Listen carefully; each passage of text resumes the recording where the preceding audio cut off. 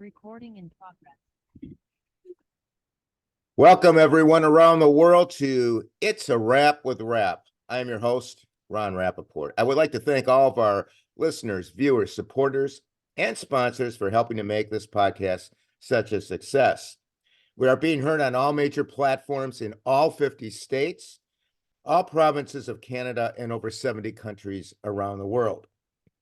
Please visit the podcast website, itsawrapwithrap.com, to hear all the episodes and to order logo merchandise and other fine products from our sponsors to help support the podcast. This podcast features people who have overcome life's challenges and adversities, people who can inspire, motivate, and educate us on an assortment of topics. My guest today is Jeanne Retief, who is South African, but now resides in Portugal with her husband, daughter, and 2 dogs.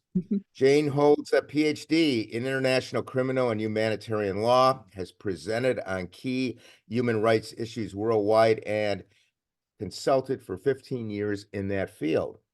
After struggling all her life with anxiety, at age 35, she experienced a health and soul crisis and was also diagnosed with panic disorder. She is here today to tell us how she made difficult decisions about her life path and overcame her challenges. Welcome, Jeanne, to the podcast. So happy to have you here on the podcast. Oh, thank you so much. I'm so happy to be here, and I'm happy to talk to you and your audience. Oh, awesome. We're so happy you're here.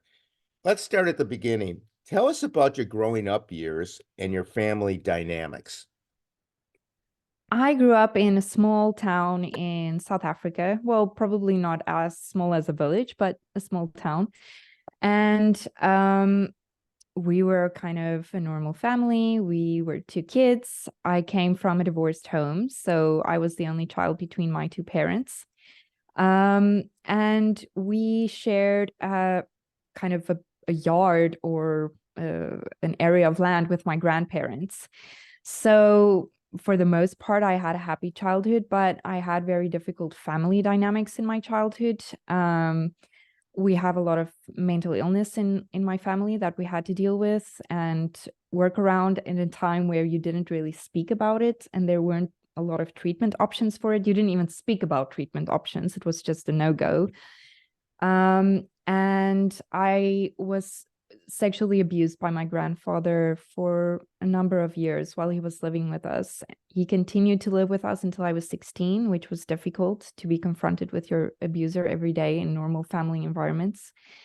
And all of this and the different challenges between my parents and their own challenges created quite the canvas for me and my own emotional issues as I grow up. Sure. And there was obviously your parents didn't know what was going on with that issue with your grandfather. They did know. It took me quite some time, but I was brave enough to say something. And it continued for a little while longer, but then after that, it completely stopped, but he still continued to live with us until he just literally disappeared in the dark of night one evening. He just packed up all his stuff and left, and I never saw him again. Wow. And your parents never heard from him again either? No. I mean, I think we had a rough idea of where he was living, but none of us, I think, cared enough to really dive deep into what he was doing with his life. But as far as I know, he passed away a couple of years ago. Right. Okay. I know that must have been a very difficult thing growing up, obviously. You go on to further your education, and what was your career pursuit and why? I always had this thing about justice, obviously, Right. in my life, and I always felt like I needed to serve and to help others. So I was very committed to my law degree when I started studying, and from the first day I started studying, I knew I wanted to go into legal aid and human rights. All my friends, I remember when we were graduating, everybody was running about, stressing about all the big 5 law firms and hoping to get internships and making all the top interviews. And I just didn't care at all. Like, my biggest stress was if legal aid was going to have enough money in their budget to pay for another candidate attorney. It was my absolute dream, and that's what I went into. And that's what I really gave my life to in terms of that career. Well, that's great that you wanted to do that, and I would imagine you wanted to help others that grew up in a similar situation or a different situation, but just didn't get the representation or the justice that they deserved. Yeah, 100% for sure. And I think as I grew in my career, I really wanted it to escalate to a more international level because I was very concerned with women's issues and I was very concerned with youth issues. I worked a lot with youth issues. And it was so difficult for me. I tried so many things and I just couldn't get the jobs I wanted in the United Nations and elsewhere. So I decided to just create my own consultancy. And I remember people thought I was crazy and that it would never work. And it went on to be one of the most respected consultancies in Africa. Oh, awesome. Now, in the last year of law school, that would be your fourth year, Yeah. depression sets in, and you did try to take your life. Tell us about that time period, and what was affecting you? I think that was actually more towards the end of my second year, third year. But I had experienced an episode of sexual assault by a family member close to me. And I think that triggered everything that I hadn't dealt with up until then. And I no longer knew how to deal with it. I tried to help myself, but I didn't have the emotional tools and capacity to know what to do to deal with those really intricate feelings and what I was feeling and why I was feeling it. And the evening I tried to take my life, I had been admitted to the hospital because I was just in such a state of panic and anxiety. And I honestly can't remember a lot about that night or why I chose to do it. I just remember it being this kind of out of body experience of me looking at myself, trying to do harm to myself, and just having this feeling of complete peace because I think I just wanted it to stop hurting and I didn't know what to do to help myself. Yeah, I know we've had several people on the podcast throughout the years that have done what you attempted to do, and people have to understand that the reason people do it is because they're in pain, and Yeah. they just don't have any other, you know, option. But what you just said is very important for everybody in the audience to know that you tried to do it by yourself. You tried to get past this issue by yourself. And I think what you found out is you really can't do that. You really need help. You need other people Yeah. involved. Am I right about that? You really do need a good support structure and people who understand you. But also, what played a really big part in that is not understanding or knowing something like an anxiety disorder existed and that I was also struggling with that. Because, back then, that's like what, almost 18 years ago, it just wasn't the conversation it was now. It wasn't something you spoke about. It's not something that you had a lot of help options around. And in my life and how I grew up, it was the norm. Like everybody was like that. Many people in my family behaved this way. Many people in my family had this issue. So I just thought this is what people are like. This is what normal people with normal personalities and normal emotions, this is how you go through life. I didn't have any other measure against that. Right. And it's so great now that we can talk about it and it's not some taboo subject. And pretty much this is why this podcast exists, not just on this subject, but other subjects that people can't talk about or couldn't talk about in the past. And now, it's more wide open. It's just better the whole way around that Mm-hmm. people know that this exists. And it's not something that's people are going to put you down for, or say, oh, wow, what an odd thing, that doesn't normally happen. Well, it does. It's all over the place. So, Yes. yeah. Now you graduate and where did you work? I went straight to legal aid. Okay. Yeah, I did my internship, my articles of clerkship there, and I stayed there and I became a supervising attorney to the students that worked there part-time to increase like their practical hours and so forth. Okay. Now you did take a break and I believe you toured America. Is that true? Yeah, I completed my master's degree while I was the supervising attorney, and I just thought, I never took a break. I just tried to reach my goals, and I know many of my friends took a year off and it was my time, but also I was desperately trying to get away from these personal situations that I was drowning in and struggling to cope with, and I saw this as my escape. And did it help to some extent? It helped a lot because the physical distance helped me a lot, but I met my husband just before I went to the US, and he flew up there and came and got me. Oh, that's great. And like a little love story going on here. Yes. Now you went on, as you had previously said, and you founded a human rights consulting business.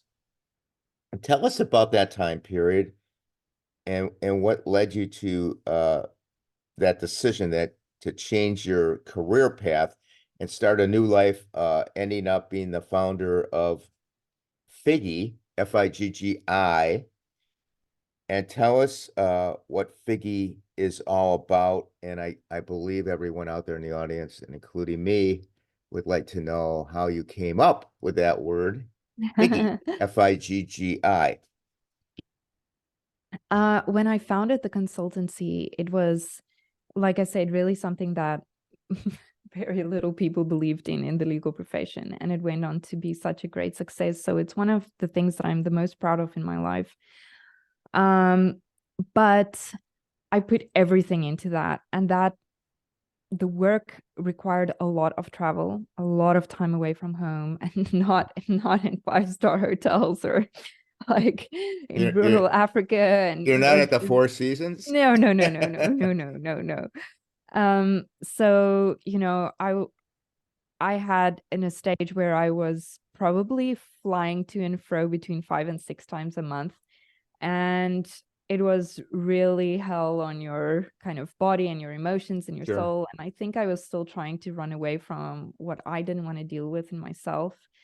The anxiety I knew I always struggled with. People always told me, you're so stressed, you stress so easily, you're so sensitive. And I just took that as this is, how I am, and that's how it is. But it got significantly worse and worse. And I was away on a work trip, a normal work trip. I went to a meeting, I went to my hotel room, I settled in to work for the night, and I had my first panic attack, which I thought was a stroke. So I tried to call an ambulance. I ended up in a really bad hospital somewhere. My husband managed to find me and he flew down to come and get me. And that's really how my whole panic disorder diagnosis journey started. But I didn't deal with it very well because I didn't want to accept it. And I really wasn't in the kind of profession where you say something like, oh, I'm struggling with an anxiety disorder, because people misunderstand it so severely. They think it's just stress, and it's so much more than that. So I hid it and I didn't want people to know.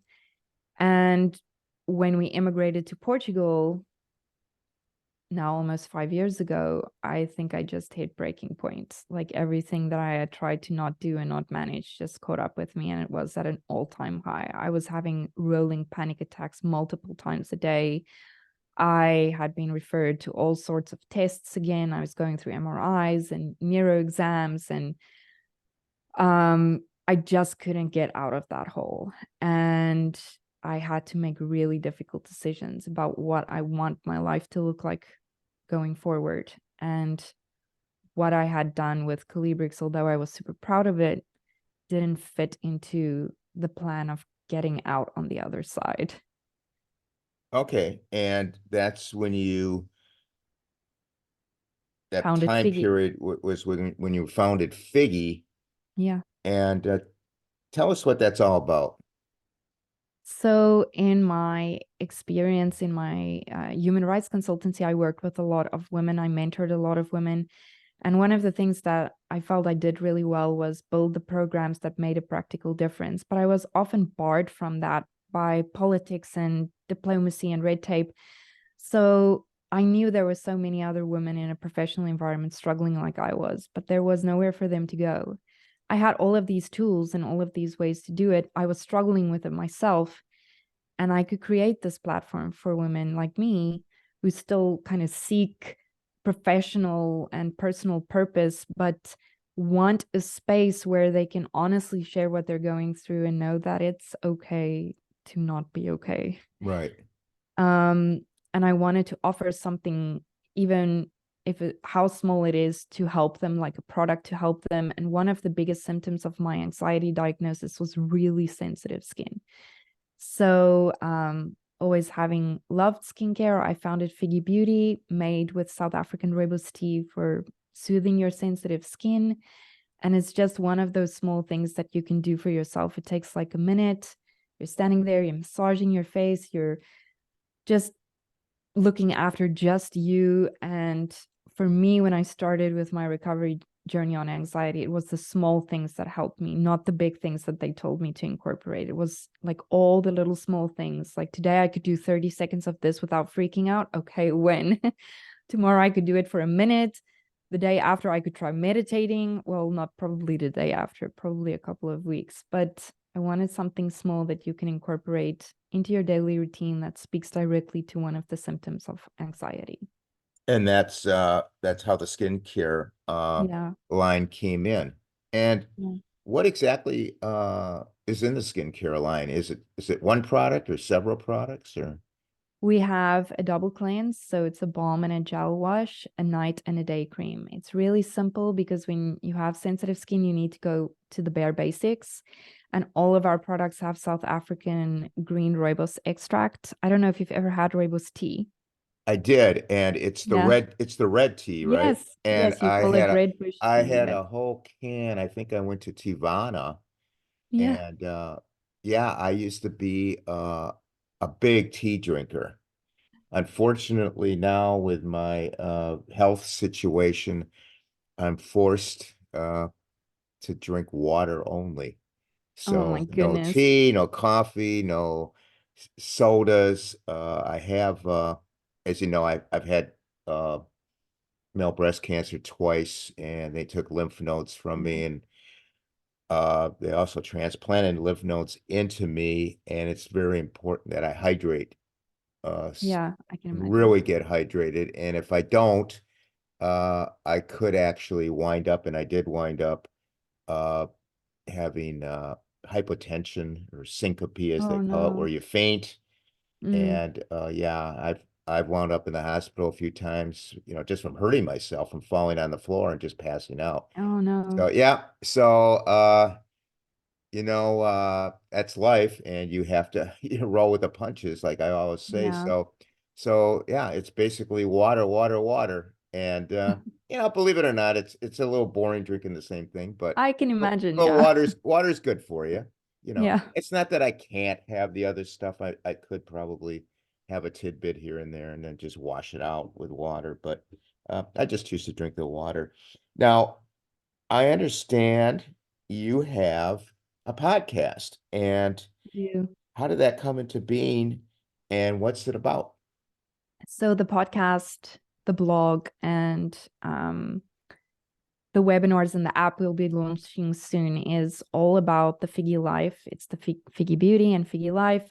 And that's the community I was talking about, really sharing my experience and my journey, normalizing anxiety disorder. Because although we've come a long way in the mental health conversation, there's still a lot of miseducation around anxiety disorders and what it is and what it isn't and what it's like to live with it.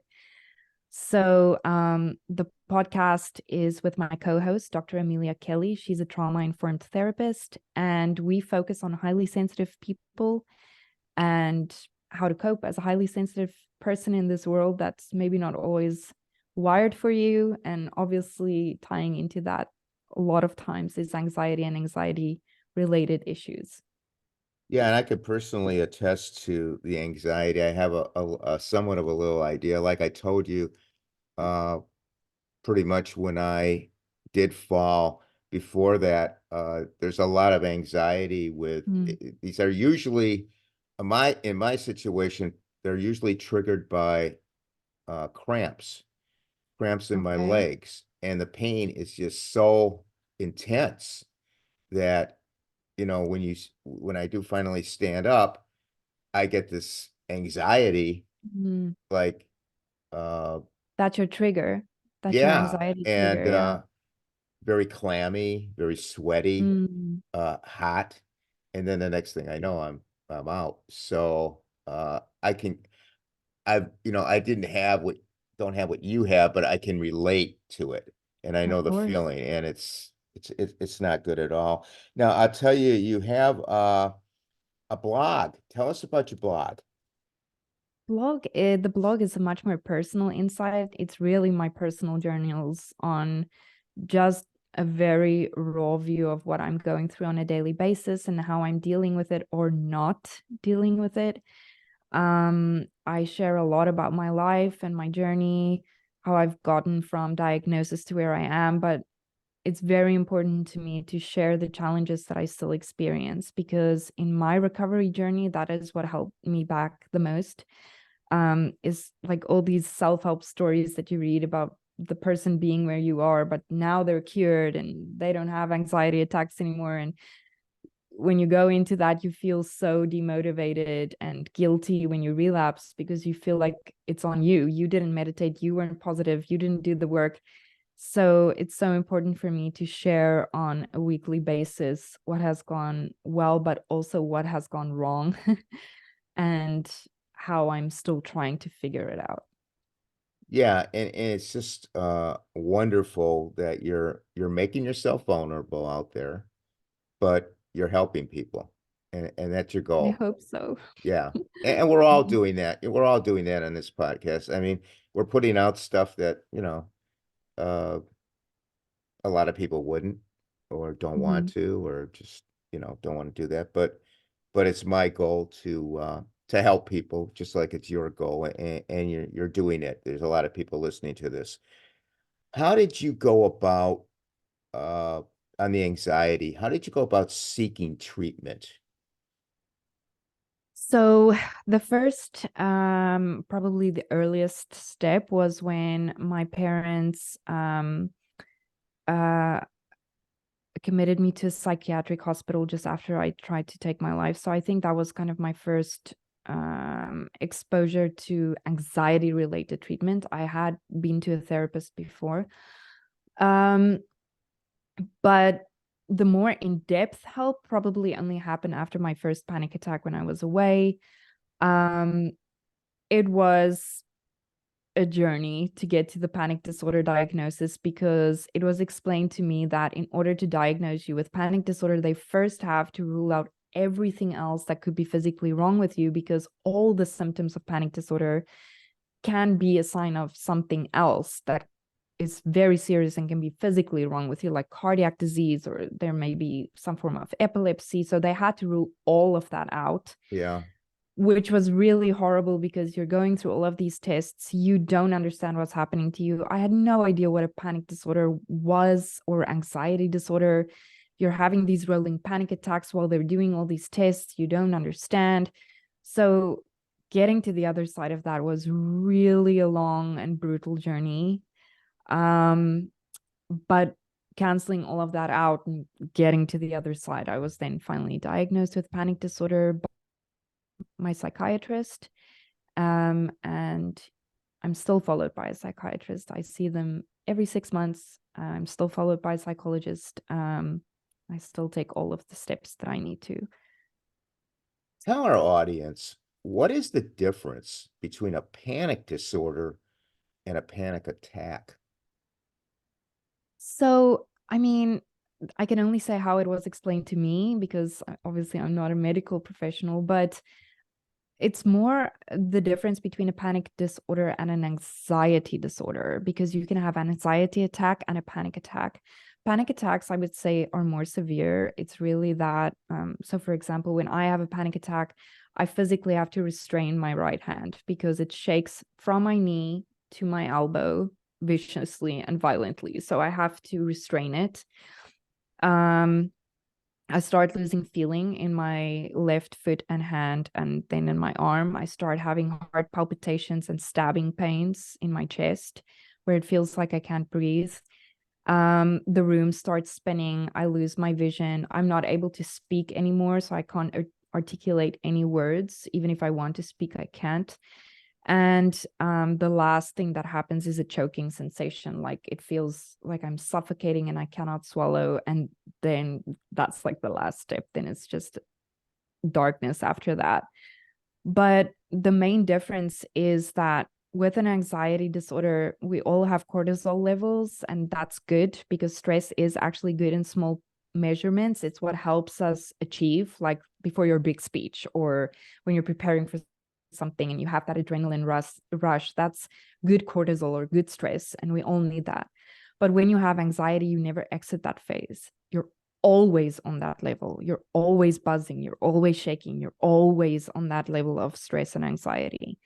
When you have a panic disorder, you have that, but you start to change your behaviors so that you don't have a panic attack again because you're so afraid of it. So, for example, if I have a panic attack, I will stop eating because I'm afraid of that sensation of choking. And in my mind, it just feels like if I put food in my throat. That's what happened to me the first time. I stopped eating for 3 weeks. I was really ill. I lost a lot of weight. If I have panic attacks now, I'll stop leaving the house because I'll be afraid of too many people in one space and voices and sounds and lights. And I'd be afraid that would trigger a panic attack. So I'll change my behavior and I'll stop leaving the house. That's the key difference, is you start to change your normal behaviors in order to avoid having another attack. Okay. And isn't it amazing how much control the mind has over our bodies? I mean, it's really almost what, 95% mind? It's incredible. And I think that's what's so hard for people to understand that don't have panic attacks, because from even me now, while I'm not having an attack and I'm calm, even I can say, but from a realistic, logical perspective, you can just tell your mind to calm down or to stop stressing. But when you're in that attack, all rational, logical, reasonable thought leaves you. Like you're convinced you're going crazy. You're convinced you are dying. And if you can just think to yourself how it must feel to be confronted with death so often and so much, like, yes, it's just in your mind, but for you, it's incredibly real. Oh, absolutely. Now, were you ashamed of your diagnosis and in denial at first? And if so, how did you finally feel when you were properly diagnosed? Did you accept it? And what was the turning point for you accepting it? I was ashamed of it because I was still in my legal profession and in the legal career. Again, it's not something that people understand even now correctly understand what it is and the effect it has on your life. And I was very fearful that people would stop using me or stop working with me if they thought incorrectly, but this is how people see it, that I can't handle stress or I can't cope with the same level of stress as other people.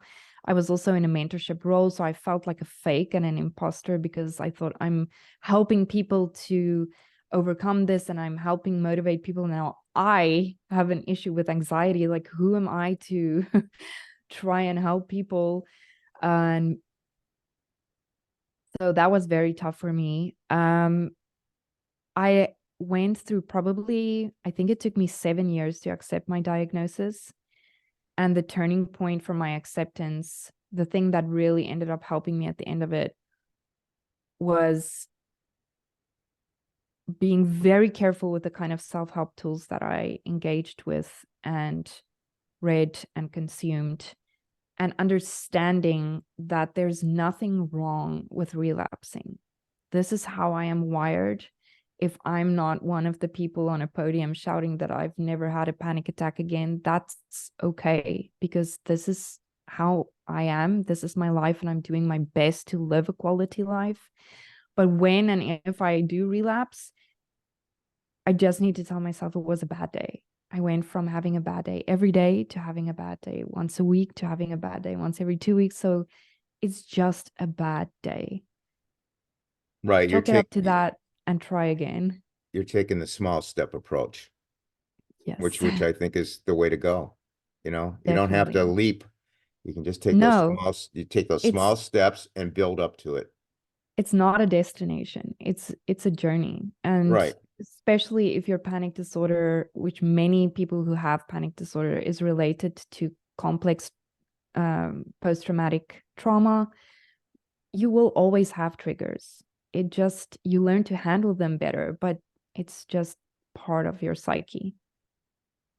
You know, I just wanted to make a comment that the fact that you have it and you said, well, who am I? You know, well, you're actually probably the best person out there because you've actually gone through it, and people who are talking to you about it or listening to you about it are respecting you a lot more than somebody who's just reading it out of a textbook. So you can give them all that information that you've acquired. And, you know, not to put anybody in the medical field down, but they just don't, if they don't experience it, they can't talk on that same level. It's the same thing with cancer or anything else. You know, people would talk to me about what can I do? How did you do this? Blah, blah, blah. And I think they respect it because I've already been through it. Yeah, Whereas you it's go your to some, body. yeah, and you go to somebody who is textbook educated on the subject, and I'm not taking anything away from them, but really they haven't been through it. They haven't Yeah. experienced it. So that there is a difference. You know, getting back to the triggers, just a quick question. What are you doing now to manage the triggers? I mean, it's probably not an answer that your audience wants to hear and people don't often want to hear, but it's difficult. I've had to change my entire life. I had to change my entire way I do my daily routine to be able to manage my triggers. So I have many things in my day that I do. I have a very strict bedtime routine because tiredness is one of my triggers. Insomnia is one of my issues.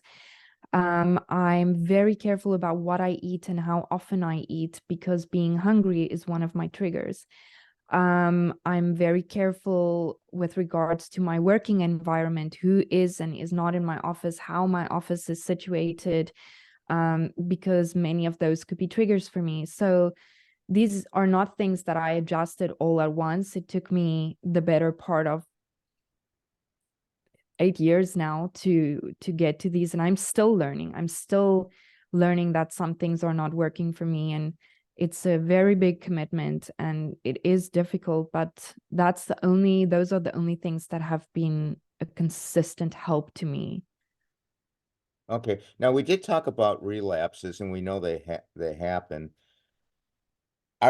First of all, are the relapses similar to the original attacks? It depends on the gravity of it, and what triggered it. If it was triggered by one of my trauma triggers, if I can put it that way, it's much worse. It lasts much longer. If it's triggered by me not managing it correctly, not listening to my body, not following my routines, then it's sometimes less severe. And it can range from me waking up already in the full throes of a panic attack. So those are the worst ones for me, is waking up from a deep sleep. You're so disorientated. You're already in the depths of a panic attack. So those I hate the most, and they take the longest to recover from, because you do have something like a panic hangover, which means basically anywhere from, depending on how severe it is, anywhere from 2 days to 2 weeks after your panic attack, you have very real symptoms. You get debilitating migraines, you're dizzy, you're unbelievably fatigued, because remember the amount of adrenaline that has been going through your body for this panic attack. Like everything is drained, your muscles, you can't move, you don't want to get out of bed, you get severely depressed because everything that's gone up now just kind of crashes down. Right. You lose your appetite. So that hangover is really the thing that I personally judge the severity on how long the hangover is and how bad the hangover is. Now, I know you touched upon it. You tried navigating the self-help maze, and it derailed your mental health journey. What did you learn from that? I think I just want to say first that I have found a lot of comfort in a lot of self-help. There are many wonderful, wonderful things out there that we can read and educate ourselves on. But the reality is, if you are an anxious person, there's a pretty big chance you're a huge perfectionist. Yeah. So you go into this thinking, oh, I can do this. I can make this work. I can tick off checkbox 1, 2, 3, and 4. And then I will be as perfect as this person writing the book. And the thing is just that you don't know somebody else's journey. Your journey is your own, and it may have worked for them, but it doesn't mean that if it doesn't work for you, you're a failure. It just means that you have the source of information that can help you, but you don't need to personalize and internalize it all, because some things, unfortunately, are just life, and it happens, and we have to live with them, and we have to find our way through it. Well said. Well said. Now, telling your story makes you vulnerable. How much has telling your story helped you? It's helped me and it's hurt me, because it's helped me in the sense that it's been very cathartic, in terms of getting it out and seeing that there are so many others like me, and that I'm not alone, and that we can be there for each other. But it's also hurt me, especially in the beginning, because I talk about a lot of deep issues, and I dig up a lot of things while I do these podcasts and write the blogs that sometimes will come back to haunt me, while I'm sleeping in my dreams, or cause the panic attacks sometimes that I wake up with. Like, it's triggers for me. And I've had to learn a new way to communicate with my support structures and my therapists to unload in a safe way than that which has been opened through these conversations. Well, let's hope that this conversation makes you feel really good. Thank you. Where do you, Jeanne, where do you think life is going to take you in 5 to 10 years?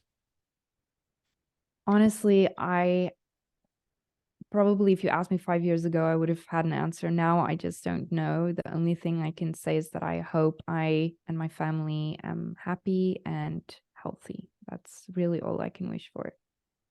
Jeanne, what words of advice do you have for people out there struggling with their own challenges to overcome them? What can you tell those people? It's okay not to be okay. Just feel your feelings. Like, if you're sad, feel sad. If you're angry, feel angry. Like, don't feel like you have to hide it, or you have to be okay, or it's going to come back to haunt you. So it's okay. Right. Good advice. How can people contact you? They want to talk to you, or they want to get it, see what Figgi's all about. They can go to figgilife.com, Figgi life.com, or figgibeauty.com, and you can find all of my contact information, links to the podcast, the blog, everything you need, the skincare, everything on those two websites.